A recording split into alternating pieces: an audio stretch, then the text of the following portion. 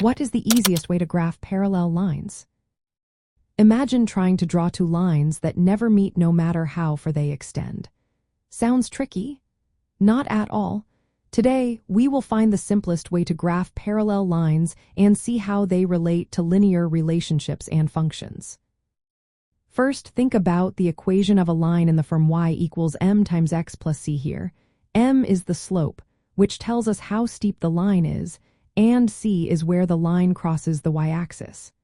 To graph parallel lines, the key is to keep the slope the same.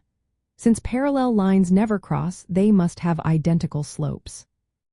So, if you have one line with a certain slope, m, the second line you draw must also have the same slope, m. Now, if you know a point that the new line must pass through, you can find its y-intercept by plugging the points x and y values into the equation y equals m times x plus c. Rearrange the equation to solve for c, the new y-intercept.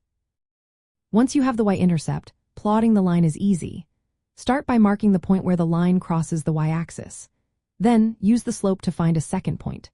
For example, if the slope is 2, go up 2 units and 1 unit to the right from the y-intercept. Mark that point, and then draw a straight line through both points. Repeat this process for the other line, making sure to keep the same slope but choose a different y-intercept or pass through a different point. This method works because it directly uses the defining feature of parallel lines, equal slopes.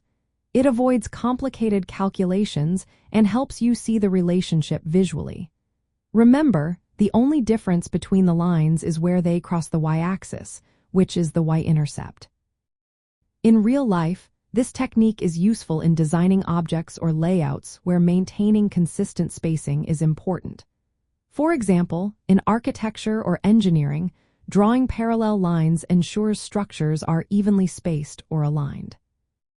To sum up, find the slope of your original line, use that same slope for the new line, then find the y-intercept by plugging in a point or choosing a value. Plot the y-intercept, use the slope to find another point, and draw your parallel line. This simple approach makes graphing parallel lines straightforward and helps you understand their relationship in linear functions and graphs.